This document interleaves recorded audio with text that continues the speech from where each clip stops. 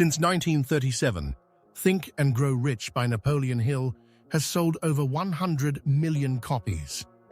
But if this book is the ultimate blueprint for wealth, why isn't everyone who reads it a millionaire?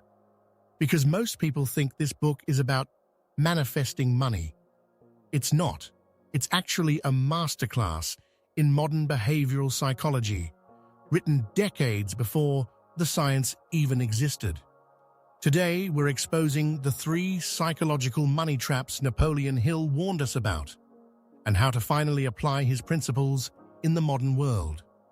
Welcome to Book in Minutes. If you want to learn life-altering lessons from the greatest books without spending weeks reading them, you're in the right place.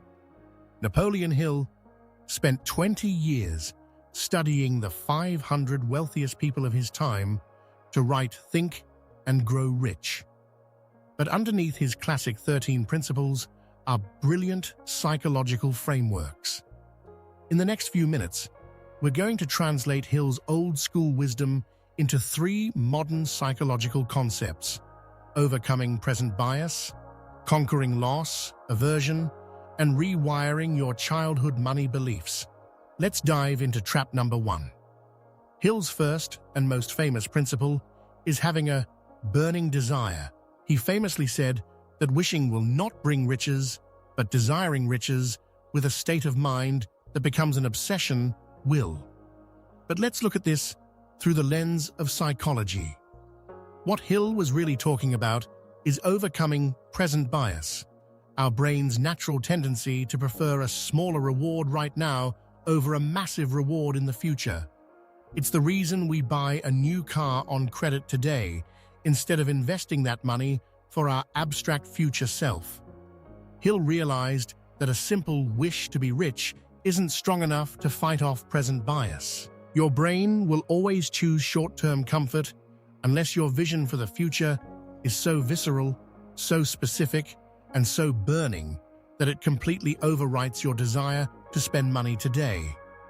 To get rich, your future goal must feel more real to your brain than the impulse purchase sitting in your online shopping cart right now. The second major takeaway from Hill revolves around having absolute faith and defeating the 6 ghosts of fear, especially the fear of poverty. He argued that fear paralyzes wealth creation. In modern behavioral economics, this is perfectly explained by loss aversion. Studies show that the psychological pain of losing $100 is twice as intense as the joy of gaining $100.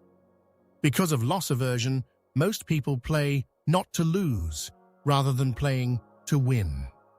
They keep their money in low-yield savings accounts, terrified of market dips, while inflation slowly eats their wealth. Hill's concept of faith isn't just spiritual optimism. It's a psychological tool to short-circuit loss aversion. By visualizing success and strictly controlling your inputs, you train your brain to stop obsessing over potential losses, allowing you to take the calculated financial risks necessary to build real wealth. Finally, we arrive at what Hill calls autosuggestion. He believed you could feed thoughts into your subconscious mind to change your reality. Sounds a bit like magic, right? But modern psychology calls this neuroplasticity and cognitive reframing. Most of us operate on invisible childhood money beliefs, scripts we picked up before age 7, like money is the root of all evil, or rich people are greedy. If your subconscious identity is tied to being broke, you will unconsciously self-sabotage whenever you start making money. You'll fall victim to hedonic adaptation, inflating your lifestyle to match your new income, so you stay exactly where you started mentally. Hill's autosuggestion is the daily practice of repeating your financial goals aloud to literally rewire those childhood neural pathways. You aren't tricking the universe, you are reprogramming your own internal operating system to identify as a wealthy person. So, to summarize, Think and Grow Rich isn't about wishing for money. It's about using a burning desire to crush present bias, using faith to conquer your biological loss aversion, and using auto-suggestion to rewire the toxic childhood money beliefs keeping you broke.